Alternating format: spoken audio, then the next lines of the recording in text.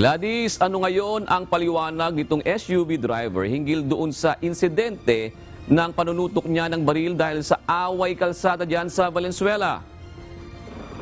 June, sa lahat ng mga tanong na ibinato ng media sa driver na si Marlon Malabute, ang tanging sagot niya lamang ay sa korte na lamang niya ipapaliwanag.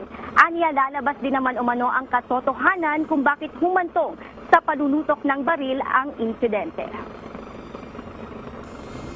Inamin din naman ito na kung hindi dahil sa panawagan ng local government unit ng Valenzuela City at kung walang natanggap na anumang complaint ay hindi siya haharap sa publiko.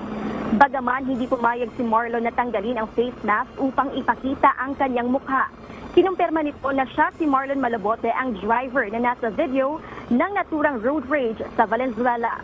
Ayon kay Attorney Eliza Barquez, ang abogado ni Marlon, sa oras na matanggap na nila ang susina, ay magpa-file sila ng counter affidavit at doon na nila isusulat ang mga detalyeng kinakailangan.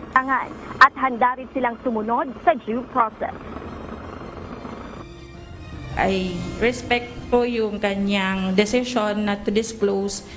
So I know that the public is asking and inquiring kung ano po talaga yung actual na nangyari and kung ano yung nararamdaman niya. But then again, we have the due process and we have to respect the constitutional right of the accused, or hindi pa nga po siya accused kasi wala pa pong naipa-file na case.